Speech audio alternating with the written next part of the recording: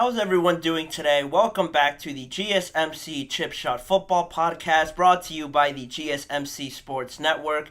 I'm your host, Manny Maradiege, live today on Thursday, May the 30th, to run down a couple of topics I have on hand for you guys here to start the show. We're going to talk about Jaylen Waddle and his new extension that he received just this morning from the Miami Dolphins. And also, we're going to touch on more wide receiver group rankings, this time in the NFC South. We're going to be talking Panthers, Saints, Buccaneers, and Falcons. Where do they all land in my rankings? Plus, more on the Buffalo Bills offense. How do they sort of maneuver now with all these new weapons, still trying to incorporate them into an offense based around Josh Allen? I got some quotes here from their new offensive coordinator, Joe Brady, and how he plans on doing that. A lot of good stuff on today's agenda, so stick around and make sure to like, follow, and subscribe to the GSMC Chip Shot Football Podcast. And also, as a reminder, if you have any questions or comments you want to make, please make sure to use the tip and donations link,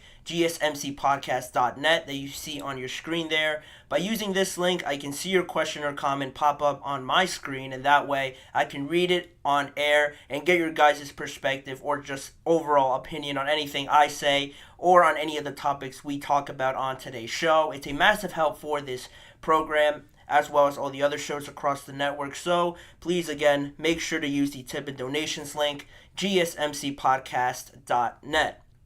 But now we can jump into the first segment I have on hand, getting into the contract for the Dolphins wide receiver Jaylen Waddle. Announced this morning, the Dolphins and Jaylen Waddle agreed to a 3-year, $84.75 million extension with $76 million guaranteed. If you do the math on that contract, Jaylen Waddle will be making $28.25 million per year, which would equate to him now being the fourth highest paid wide receiver based on annual salary. He just makes the list right under Tyreek Hill. Tyreek Hill obviously at $30 million per year.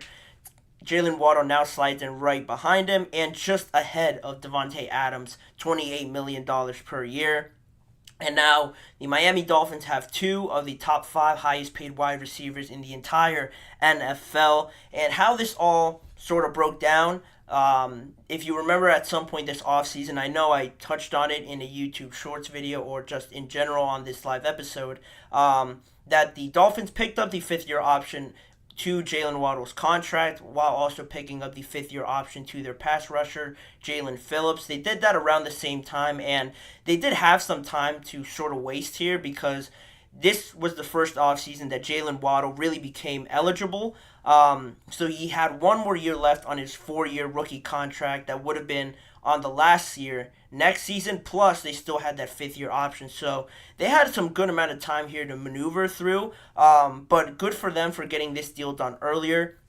Now they don't have to worry about it, and they keep both of their main offensive threats on their roster probably for the next 4 to 5 years based on these contract extensions and how successful they will be going forward because of this. And now $84.75 million is a lot of money, and some people might be wondering now, is that, too much maybe for Jaylen Waddle? If you're not familiar too much with him, you don't watch many Miami Dolphins games potentially, so you wouldn't have the chance to really evaluate how good he has been. So I thought I'd give you guys some context here.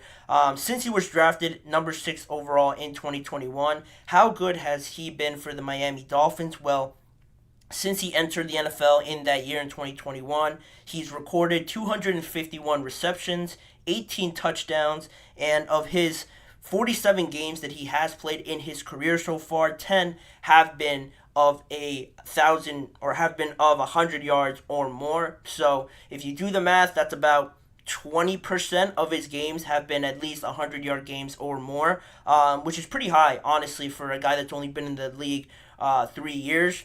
To have at least 20% of your games be 100-yard games or more is very impactful and very crucial to this Miami Dolphins offense. So that's one thing. And in only 3 years in the NFL as well, he already has 2 franchise records for the Miami Dolphins for the most consecutive 1,000-yard seasons. All 3 of his years consecutively in the NFL have been 1,000 yards. So that's very impressive in it of its own. And also, he has the most receiving yards in the first 3 seasons of his career for the Miami Dolphins at 3,385. Already, as soon as he came out of Alabama, already making a massive impact for the Miami Dolphins and just in and around the league as well, making a name for himself for sure. And also, talking about the entire league, talking about how he's made an impact in the NFL.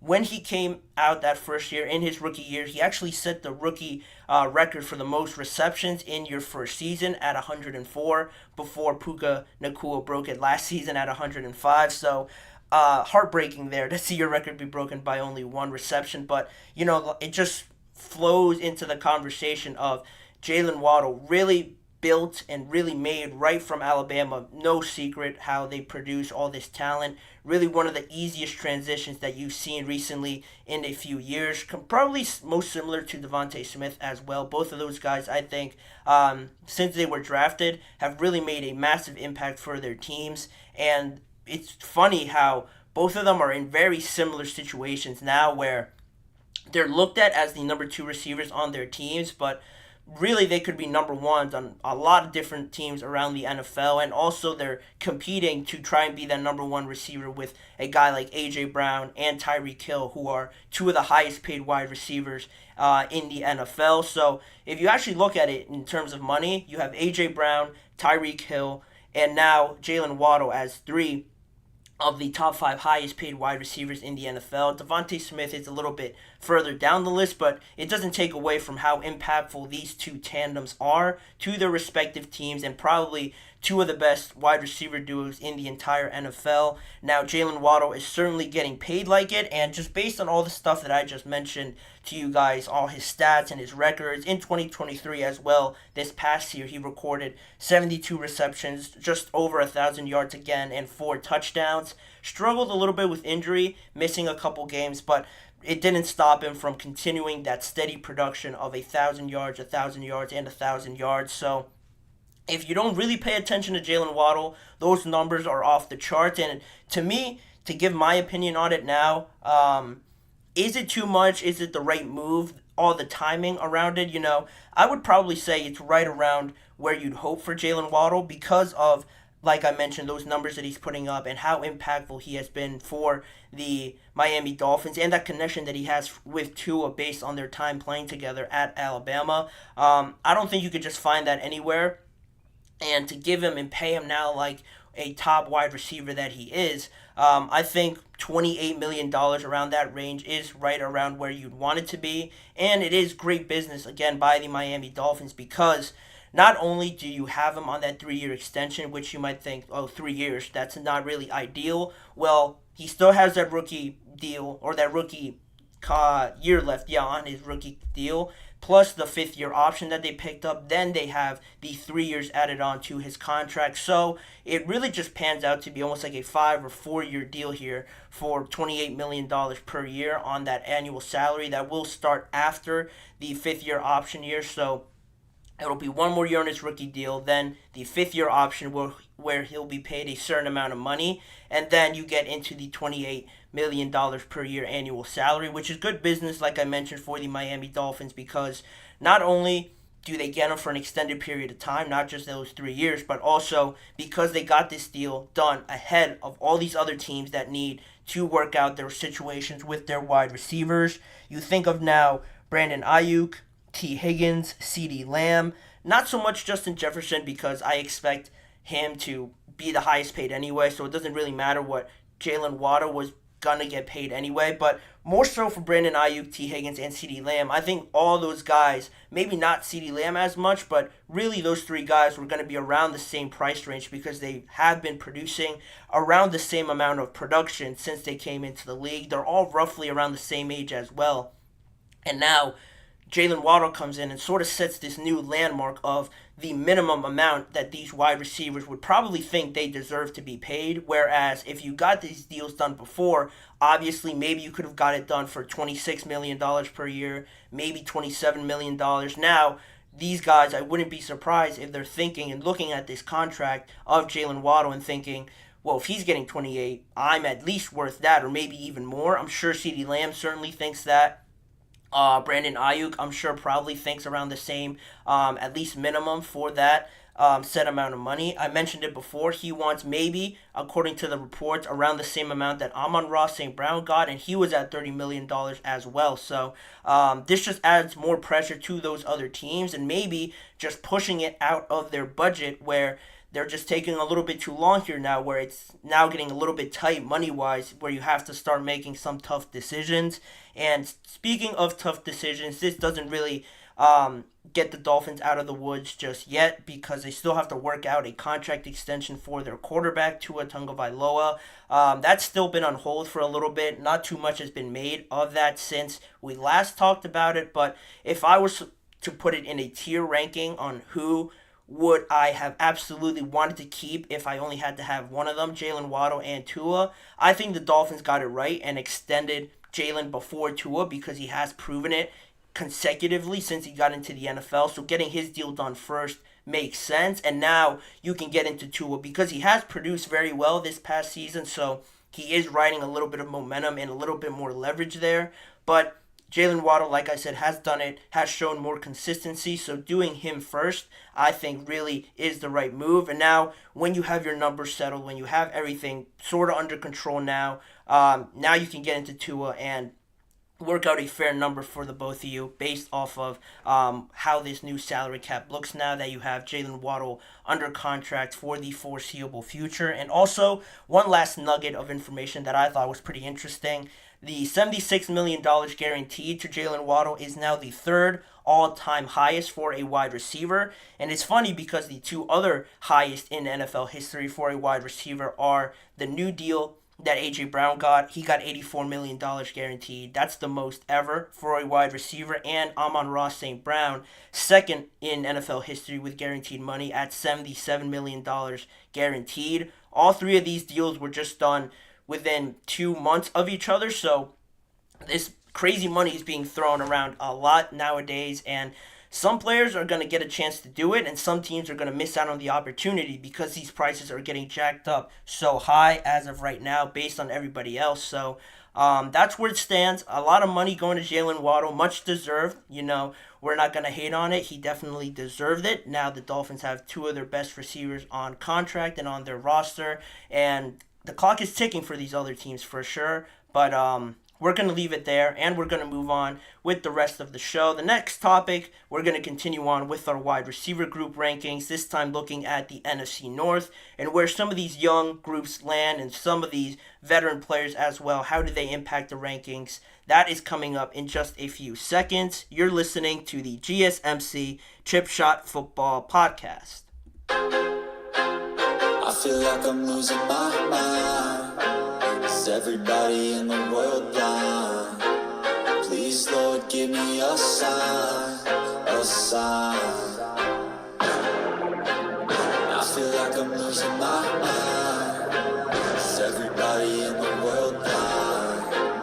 Please, Lord, give me a sign, a sign. I wanna be the greatest. Everybody on their face shit. I look around and feel like everybody is the fakest. I make this every day and I'm impatient. Hoping one day I blow up from the basement. Statement, the top is so vacant. I don't hear shit that I think is amazing. Waiting for my day when I'm playing. Sold out shows for 1,000 faces. Hey, give me that crown. Get in my way and to be put down. It ain't your place, all this my town. If I want that shit, then I'll get it right now.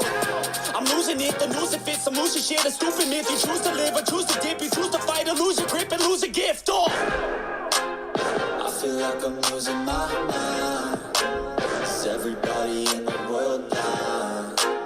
Please, Lord, give me a sign, a sign.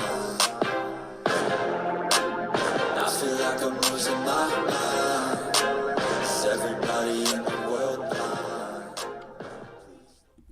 Continuing on with the show and into the second segment of today's episode, the NFC South wide receiver group rankings, looking at the four teams you see on your screen. A lot of more competition I'm expecting in this year. Last year wasn't so hot for the Carolina Panthers, maybe the New Orleans Saints as well.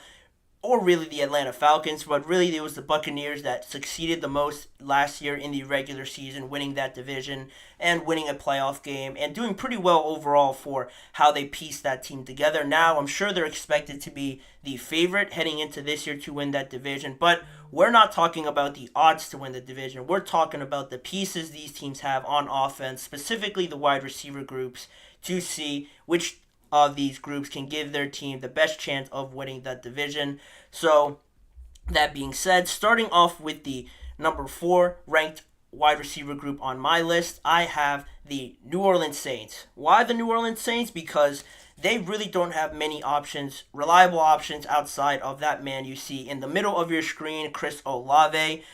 Clearly the number 1 already on the New Orleans Saints, the go-to guy for Derek Carr.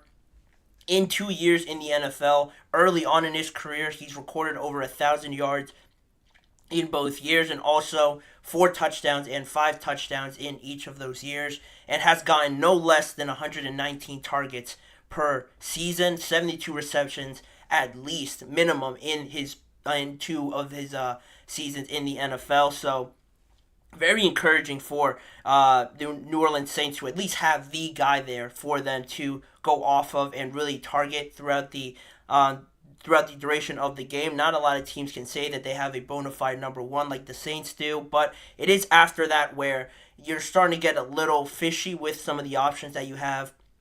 Rashid Shaheed was a nice piece last year in his first year in the NFL. 46 receptions, over 700 yards, and 5 touchdowns. Really a vertical threat down the field guy that you could look to really take the top of the defense. But other than that, I feel like he could still grow in other areas, but not an awful first season where you have no confidence. I think he has a good foundation to build off of. But then after that, I put Juwan Johnson on because I felt that he built a good relation with Derek Carr. I feel like Derek Carr really trusts him more than the other pieces on this team in the depth chart that really you don't know where to go to. You don't really know what they're going to give you this next year. Cedric Wilson came over from the Miami Dolphins, and you also have Equanimous St. Brown as well coming over in free agency. So they're nice pieces, but at the top of the pecking order with Juwan Johnson, Chris Olave really, and Rashid Shaheed, I feel like they definitely have more room to grow there and to add more talent.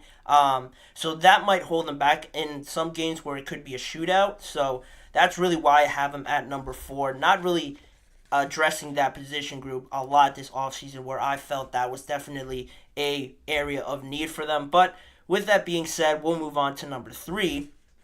And this is where the Carolina Panthers will move in, where they slide in at number 3.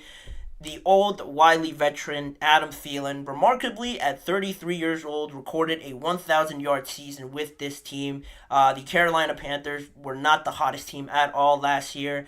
The worst record, or one of the worst records, or actually no, the worst record because they had the first overall pick in the NFL. And only had Adam Thielen as their only real option to go to, and that just can't be the case because, I'm not trying to throw any shade on Adam Thielen, but at 33, 34 years old, he can't be your number 1 option.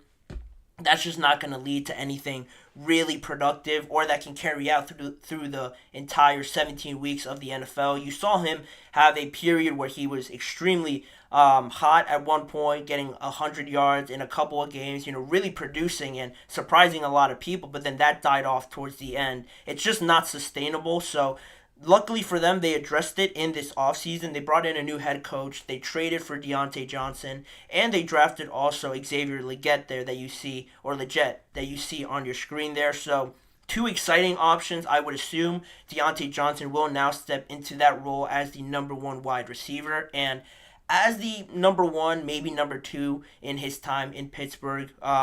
Not really too convincing, but also the quarterback situation would have a lot to do with that. So you'd hope now that Dave Canales and Bryce Young could really help him elevate to that next level because realistically, watching him play over these last few years. I think he has good route running ability.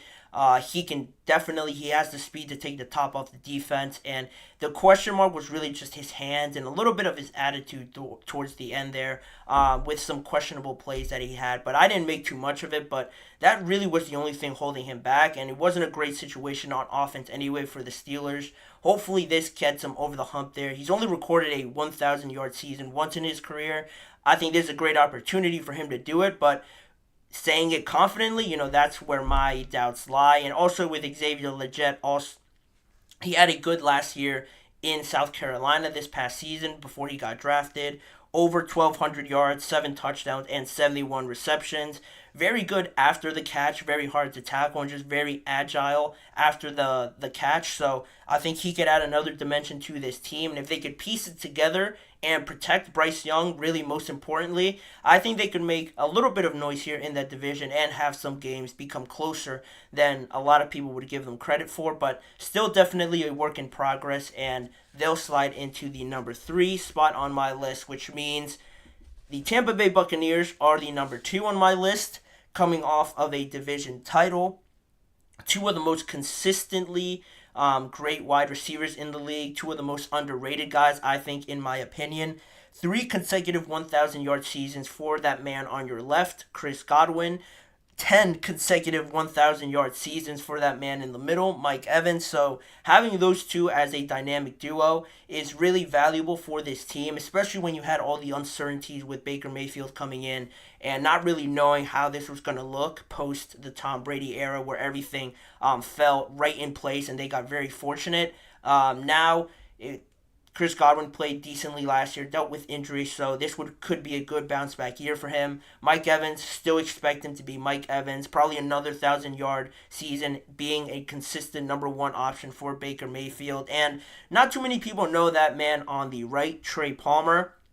In his second year now, I'm pretty sure, with the Tampa Bay Buccaneers. Showed some flashes last year, being a deep threat and really working that middle of the field. And I liked him in some of the games that I watched. He had a good game against the Philadelphia Eagles in the playoffs, and growing now more into that role, I think he could definitely be a valuable option for the Tampa Bay Buccaneers. Also, their tight end, Cade Otton, is coming off of one of the best years of his career.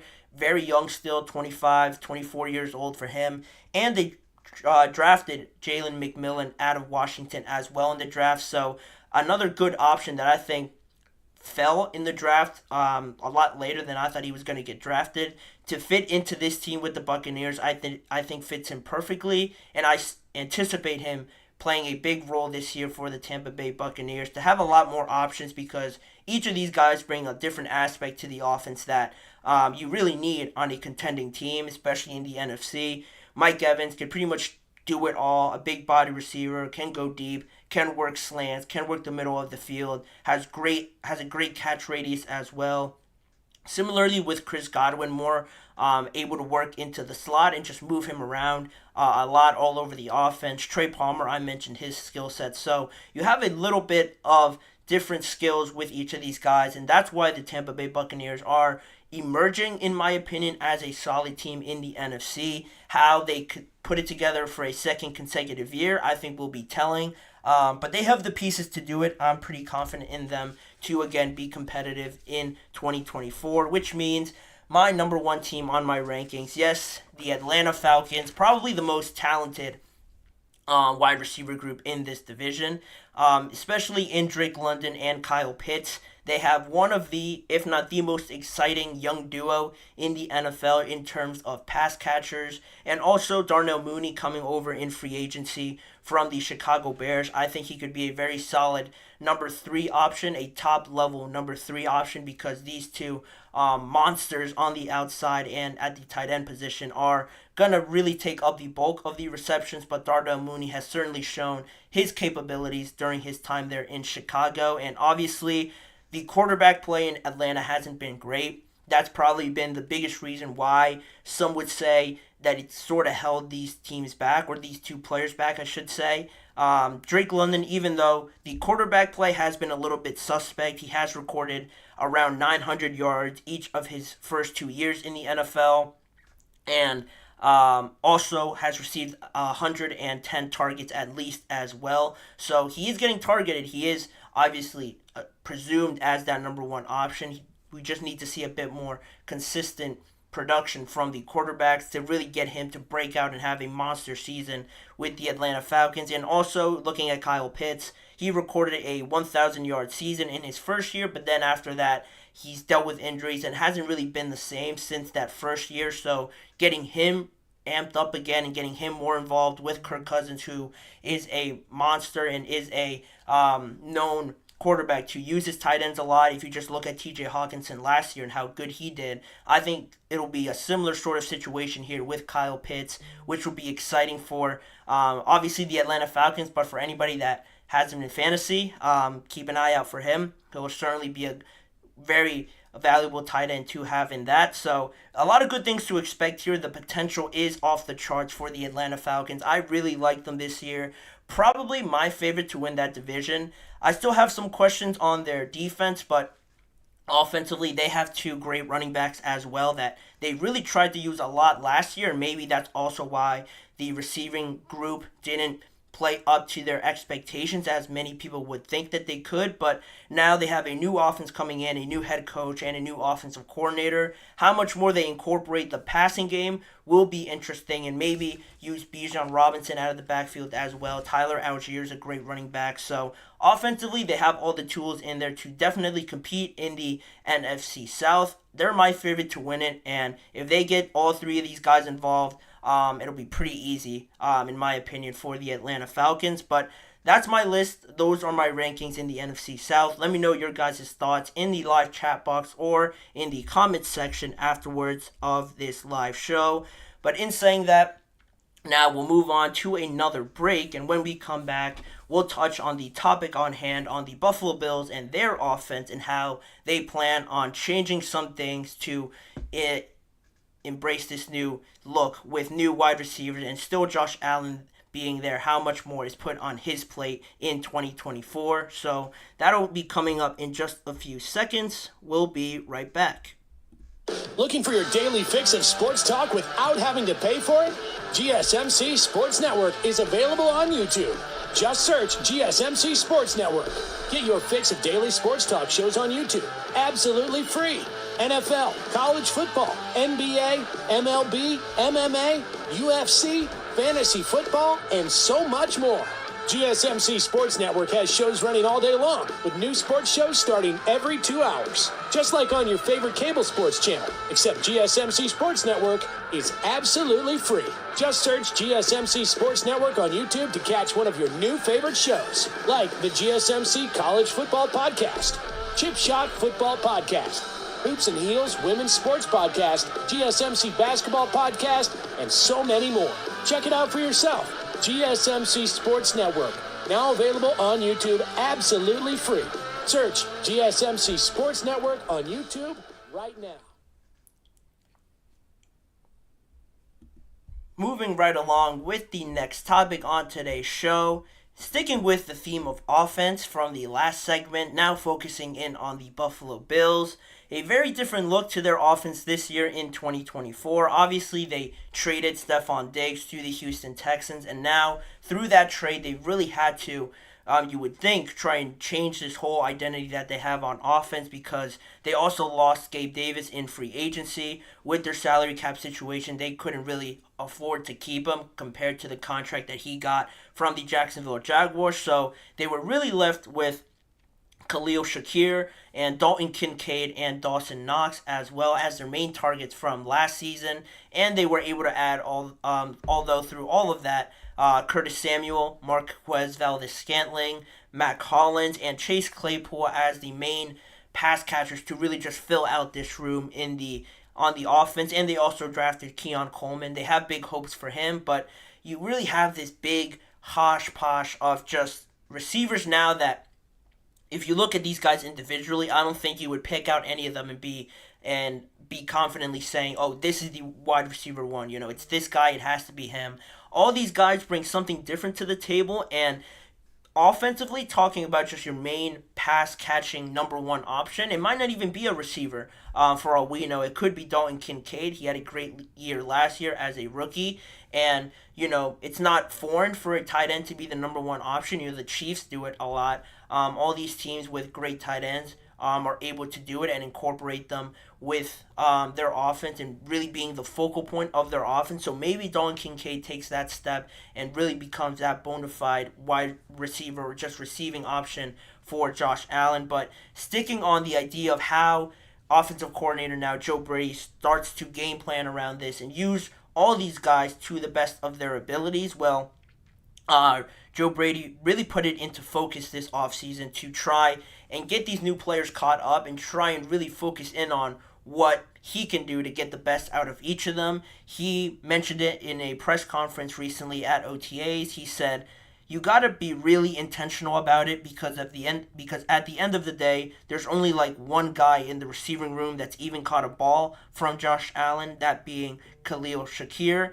And so every rep in practice, the individual, there's such an intention behind what we're doing and why we're doing it. He also really stressed really doing his part to figure out what each of these guys does well and what each of them can't really do so well on the offensive side of the ball, and just game plan around that and really make the offense molded into something where everybody's happy and where everybody can eat. That's what Khalil Shakir said also when he was talking to the media, that this new offensive idea with Joe Brady, he keeps saying it in practice, how everybody eats on this offense. Everyone is going to get a piece of the pie, and more of a committee-like approach, I guess you could say, for the Bills, and trying to still be productive on offense, but maybe not have that standout number one option that they used to have with Stephon Diggs. And is that really a bad thing when you have one of the best quarterbacks in the NFL? Well, Joe Brady doesn't think so. He mentioned that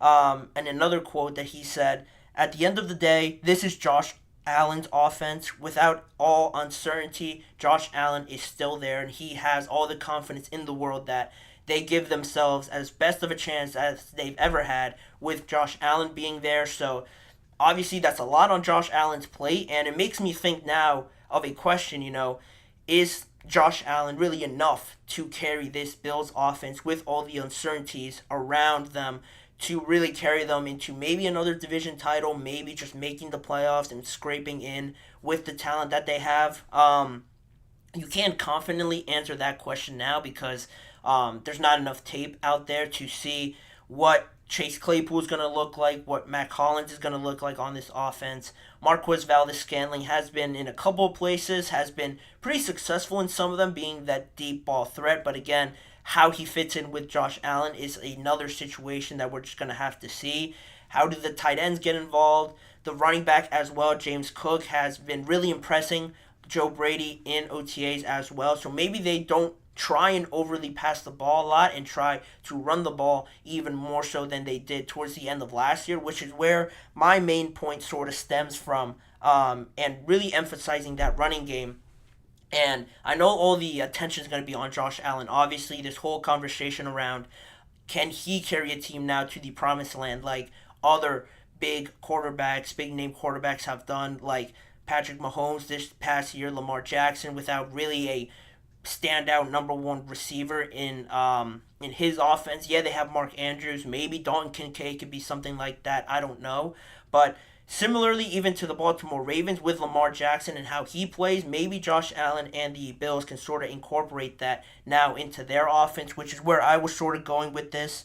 Once Joe Brady came in, and it seemed like Buffalo sort of changed their offensive approach similarly, a little bit like the Baltimore Ravens do with Lamar Jackson and their run game. Something needed to change during that rough portion of last season where the Bills found themselves at 5-5, and Stephon Diggs wasn't really performing as he usually does. He didn't have a 100-yard game after week 6 of last year, so that was a problem. That was one of the main reasons for their struggles, and they fired their old offensive coordinator Ken Dorsey after that 5-5 start. And now Joe Brady came in, and I think he really changed the identity of this team a little bit. And in saying that, I think he'll think of doing it, but I think he should continue that idea going in 2024 because of just the situation that they find themselves, the personnel group that they have on the offensive side of the ball.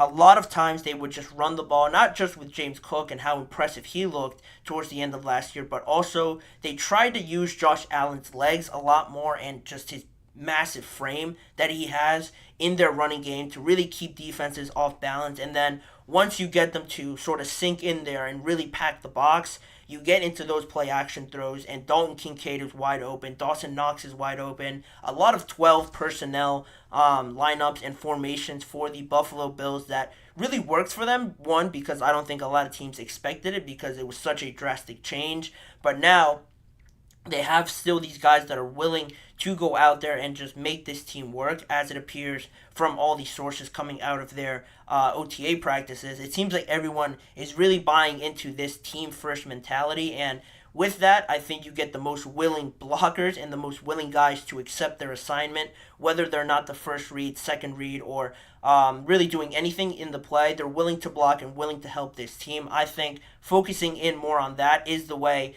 that Joe Brady and this offense has to go, and that way you don't really make it too much about Josh Allen. Yeah, all the headlines are going to be about him when he has a crazy game, running the ball, throwing it, having the typical Josh Allen games where he's pretty much doing everything for them.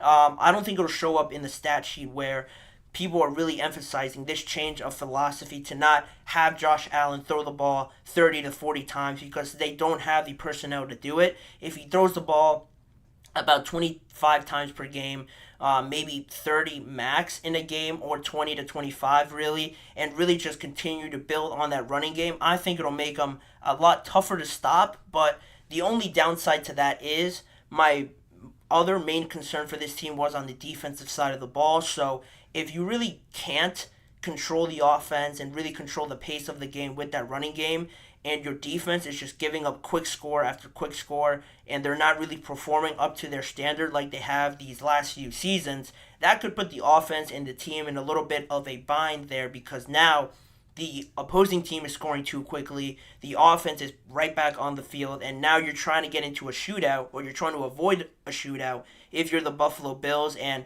you might just simply not be able to keep up. So how the defense kind of meshes and plays off of the offense under this new identity that I think that they should go to, but it will definitely take a lot to implement it and get everybody to buy in and just execute it right, and try to really mold this team into something that they're not. Because if you just look at the rest of the AFC East and all their direct competition, you know, the New York Jets have a ton of weapons now with Mike Williams, Garrett Wilson, I'm forgetting the name.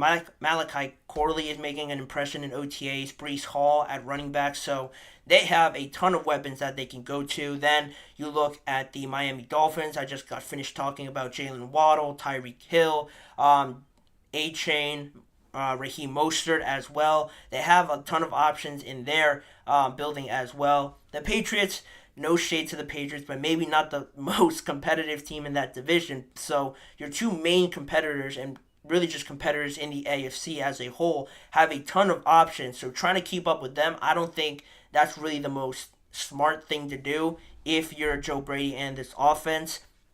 Can Josh Allen carry this team? Yes, but if it fits into this mold of running the ball more with him, playing off of the play action throws, and really manipulating the defense to play off of how you're scheming it up and how you're basing it off of your run game, doing it that way and having Josh Allen take over a game like that, I think would suit them better than having Josh Allen still try to sling the ball 30 to 40 times per game and trying to get all these receivers at least 4 receptions per game. That's not the way to do it. That won't be a sustainable method for these Buffalo Bills. And I'm interested to see how it all does pan out. It worked pretty efficiently last year, but now teams are obviously going to game plan around it. So how they sort of maneuver around that and counter that, I think they have the pieces to do it. You know, Josh Allen has a lot on his plate now to step up as a main leader and as that main guy, but he has shown and proven to be able to do it in some of the biggest games, and now will really be a big test for him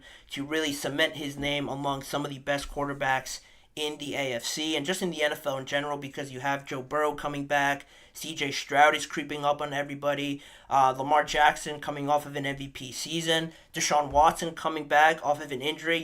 There are talented quarterbacks out there, and Josh Allen, if he performs as he should, he'll keep his name up there among the best. But there's going to be fierce competition this year. It's going to make for some great games in the AFC for sure, and I'm looking forward to it. It can't come soon enough, but we'll put a pin in that and we'll move on with the rest of the show. A couple more topics to get to on today's episode.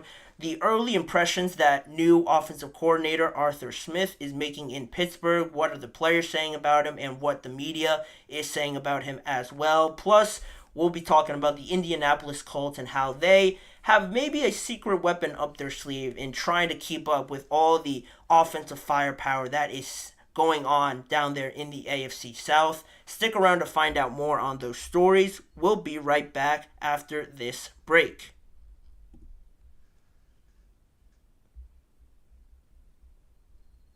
For the best and latest podcasts available anywhere, go to the podcast app on your cell phone and type in GSMC to access free content-rich podcasts on health and wellness, book reviews, sports, entertainment, relationships, social media, movies, technology, finance, and even weird news. Subscribe and download the GSMC Podcast Network's family of shows, available everywhere podcasts are found.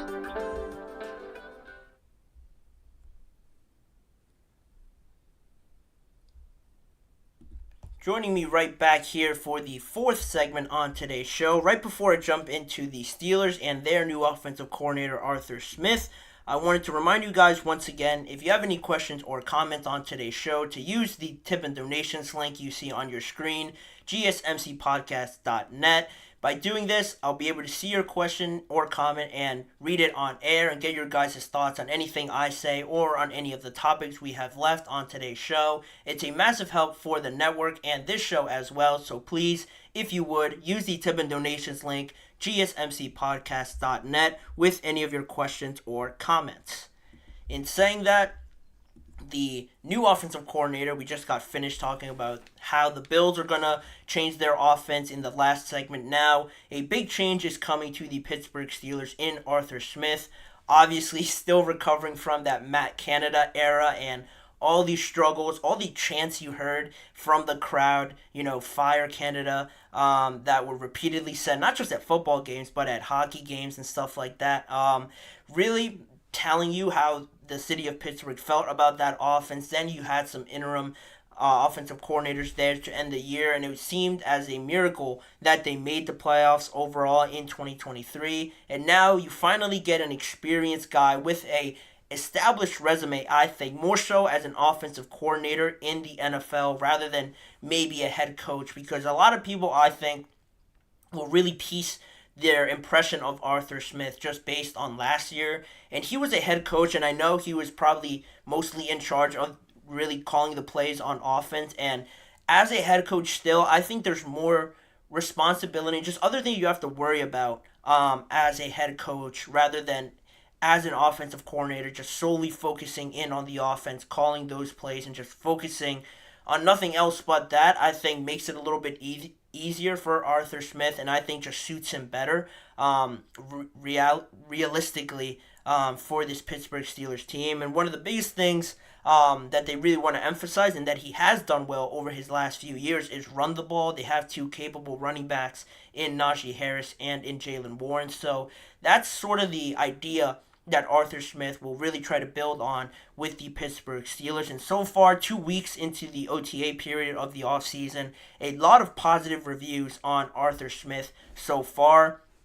The Pittsburgh Steelers players are really loving what he has brought already to this offense. And some players, I forget who it was, but I know, I think it was Jaylen Waddle that was having an interview, and he said that the main difference was just night and day from what they had last year to this year. And specifically with Arthur Smith is the attention to detail and just him being vocal about everything and really being a presence out there and coaching up some of these players on offense is really being the main difference so far that I picked out from the articles and from the information I picked out as well.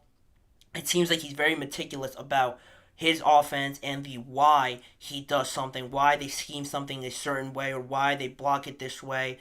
With a lot of motion on this offense as well, he's very intentional about explaining everything and being vocal about it to the players. That was something that really stood out to me because, according to the article I read, it seemed like Matt Canada wasn't that. The offense sort of struggled with the simplified version of this offense from Matt Canada. And it was interesting because last year a story came out from the Athletic, or just the Pittsburgh local media, from a former tight end in Jace Sternberger for the Pittsburgh Steelers. And he played for the Green Bay Packers and the Pittsburgh Steelers. And they asked him about the comparison within those offenses of Matt LaFleur and Matt Canada.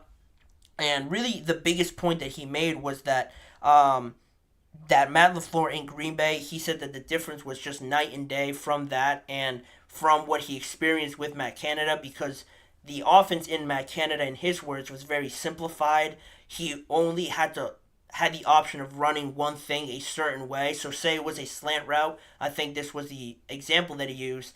If he was running a stick or a slant route, that was what he was supposed to do. And if that wasn't there, it was like, oh, well, it's covered. You don't really have another option to move off of that. Whereas in Green Bay, he explained that Matt LaFleur really made it a point where, yeah, you have maybe a slant route to run, but you have to read the defense. And that way, you either decide with keeping that slant or shortening it up and making it a stick route, or maybe changing it altogether, and you have a third option to run to, as opposed to just, you have this route to run in Pittsburgh, and if that's not there, the quarterback has to look somewhere else. You have no other option. And I think it's very early stage of football, like, high school, I guess college level as well, where these players only have one thing to run and one thing to base it off of. They're not really reading the defense, and if it's not there, it's whatever. We'll look at the next guy. And at this level, you can't get by with just doing that, because defenses and defensive coordinators are way too smart to not pick up on that. It seemed like the Steelers just were allergic to throwing over the middle of the field, and that's where the lack of options with some of these runs comes up and really becomes a problem, because now, if you have no options in the middle of the field, the harder throws are on the outside, and the quarterback play wasn't great last year. And mixing that all together, you get the sort of production you get last year from the Steelers. And it seems like this year that's really changing. Talking to Isaac Seumalo, the local media was, and getting his thoughts on what Arthur Smith is like so far, he said, I think he's made everyone super accountable, where, I think it starts with the players, but it's good to have from the coaches as well. I think he's been consistent with his messages so far, wanting guys to prove themselves each and every day to their teammates. So bringing up the intensity, bringing up just the accountability and the attention to detail is what I got from that quote from Isaac Seumalo. So another thing that's positive about Arthur Smith. And we just finished talking about the Atlanta Falcons and their tight end production recently over the last few years with Arthur Smith being there. Now you have another good young tight end in Pat Freiermuth in this offense, and how he becomes incorporated now, I think, is another point where it gets a lot of fans excited. It gets a lot of local media excited as well, because they point to the fact that over his time in Atlanta, Arthur Smith threw it to the tight ends over one-third of the time, or over one-third of the plays ran in their offense with his time being in Atlanta. And over that time period, it was one of the highest percentages thrown to tight ends in the NFL, whereas the Steelers in Matt Canada's offense had the lower number, one of the lowest numbers throwing to tight ends in the NFL. So a big year could be coming in for Pat Freiermuth. They asked him about it, and he said that he's very excited and he can't wait to get out there on the field and really execute these plays because Arthur Smith, again, is making it a point of emphasis to try and get those guys involved. And if you know how the tight end lines up in football, they usually line up in the slot or closer to the offensive line and really attack that middle of the field, which again goes back to the last point I made, really making it a point of emphasis to try and incorporate at least something over the middle of the field, because if everything's on the outsides, one, it's harder, like I said before, and again, defenses just pick up on it. It's a harder throw to make for the quarterbacks, and you just become predictable.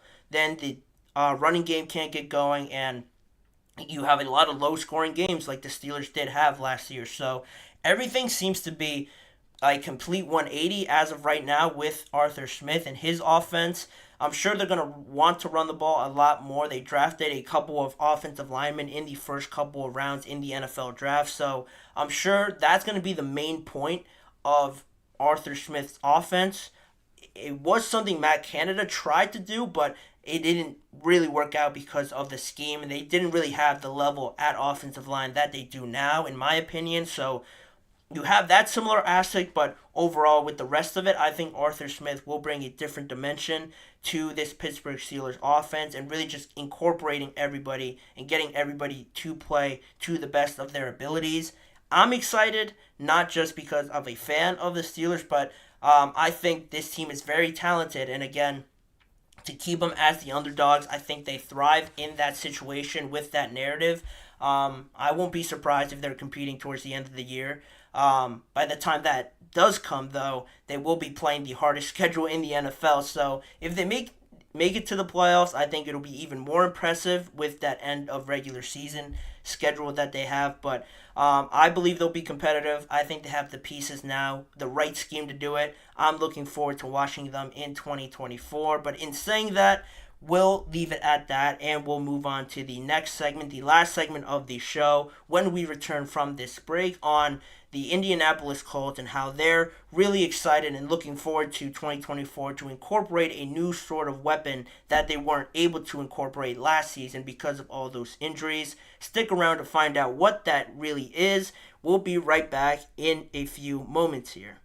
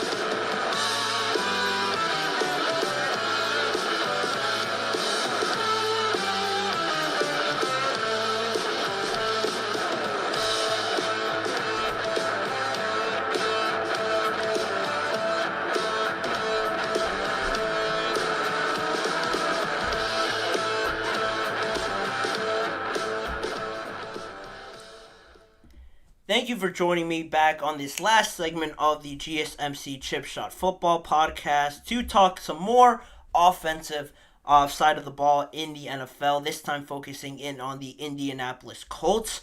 How do they really keep up with everything that's going on in the AFC South? You're talking about the Texans. They have probably the most impressive offense in that division, let alone the entire AFC conference.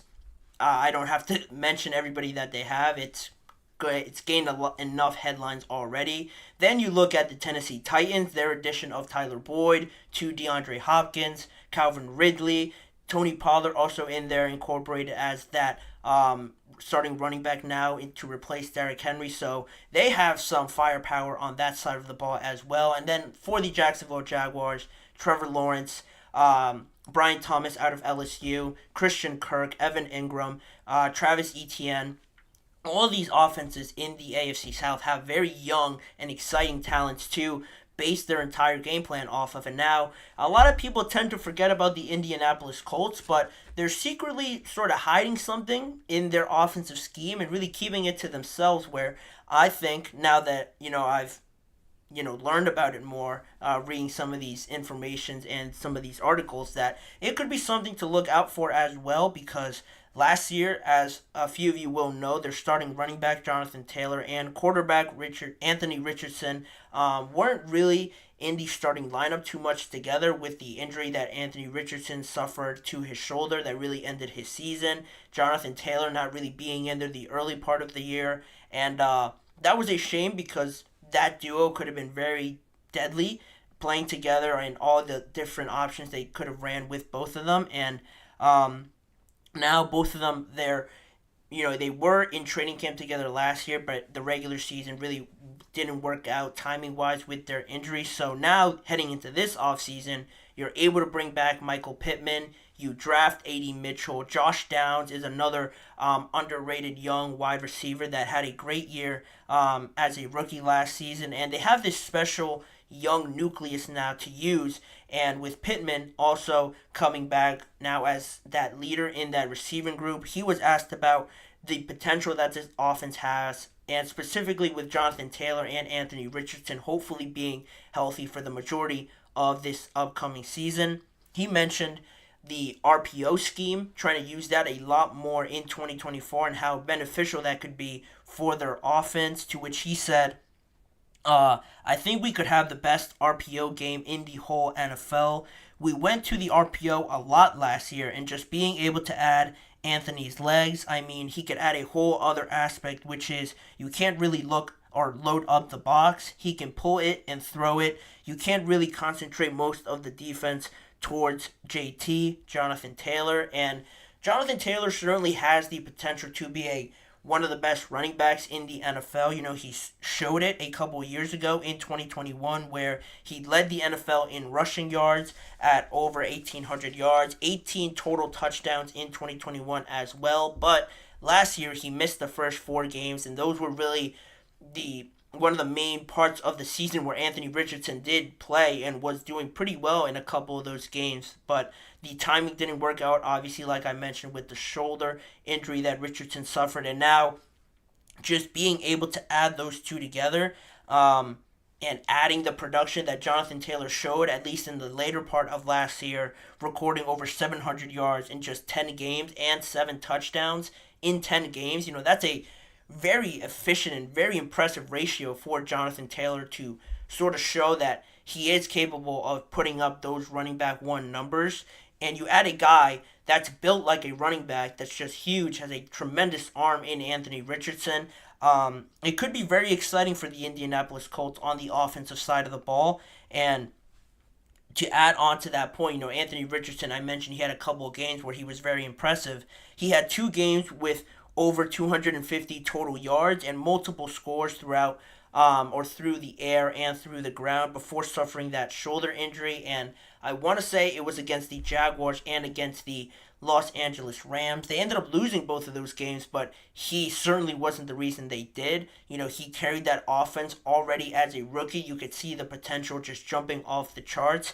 And both him and Jonathan Taylor are extremely difficult to bring down. And now you add that element of having those 2 guys back there in the backfield, having the defense focus in on, all right, who actually has the ball, who kept the ball when they're reading the defense and playing off of that read option. Does Anthony Richardson pull it? Does Jonathan Taylor keep it and runs through a hole that the defense is just frozen off of the fact that they're trying to read who has the ball, and now they're too late to get over to Jonathan Taylor, or they overpressure Jonathan Taylor and Anthony Richardson is escaping out the back? That in and of itself is very dangerous. And now you have all this talent on the outsides, whereas last year, Josh Downs was getting into his own. He was very impressive, but he didn't really have everything there to be comfortable. Now in his second year, I think more so he'll be impressive off of that. And Michael Pittman coming off of his best year, I expect that to continue. And now you add A.D. Mitchell, who has a tremendous chip on his shoulder as well, being drafted very late, not being happy about it, wanting to prove a lot of people wrong. I think that'll be exciting for the Indianapolis Colts to play on. And I have a comment here from my man Eric Rodriguez, saying Anthony Richardson has potential, but I think the Colts screwed up not offering Gardner Minshew a contract. He was arguably one of the best quarterbacks with his back against the wall last season. Always need a good backup. That's a great point.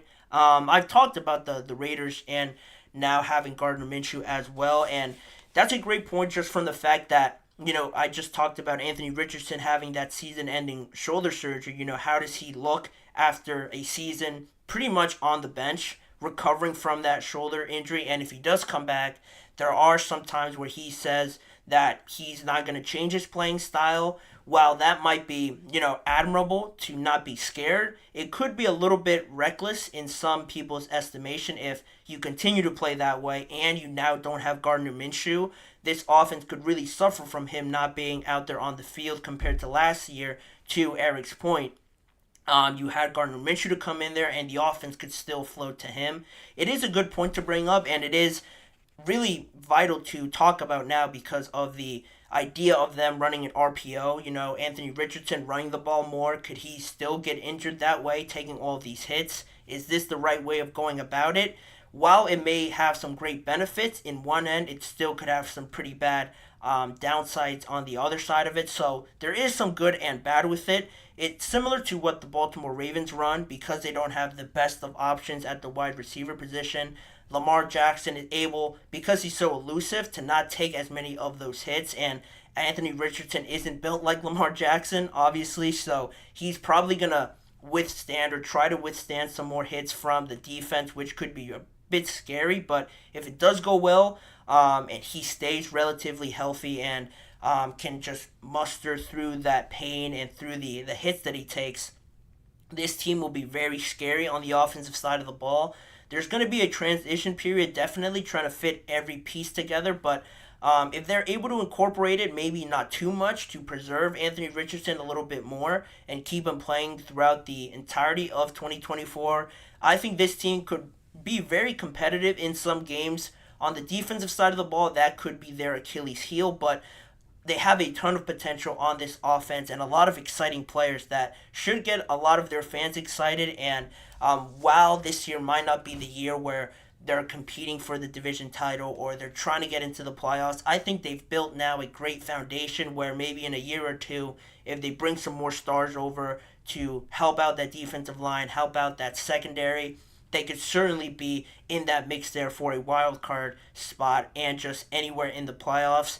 It's an exciting time in the AFC. It just seems like the conference is getting that much better each and every year. It should make for some great games in 2024. I'm looking forward to watching a lot of games in every division and every conference. So in saying that, that's what the Colts are doing. That's probably going to do it for this episode of the GSMC Chip Shot Football Podcast. I want to thank you guys for tuning into today's show. Please remember to like, follow, and subscribe to the GSMC Chip Shot Football Podcast presented by the GSMC Sports Network. Make sure to also follow us on other social medias like Facebook, Instagram, X, and TikTok for more of this network's content. And if you want to see more of me and this show, check out the GSMC Sports Network channel and the GSMC Podcast Network channel on YouTube, where every live show is recorded and posted on those two channels. YouTube shorts are posted on there as well, and individual segment videos where you guys can tune into a specific portion of the live episode if you don't have time to watch an entire show. As a reminder, tune in every weekday at 6:30 p.m. Eastern Time for more football conversations and NFL discussions with me, Manny Maradiaga, as your host. Thanking you guys again for joining me today, and I'll see you guys back here again tomorrow to wrap up the week.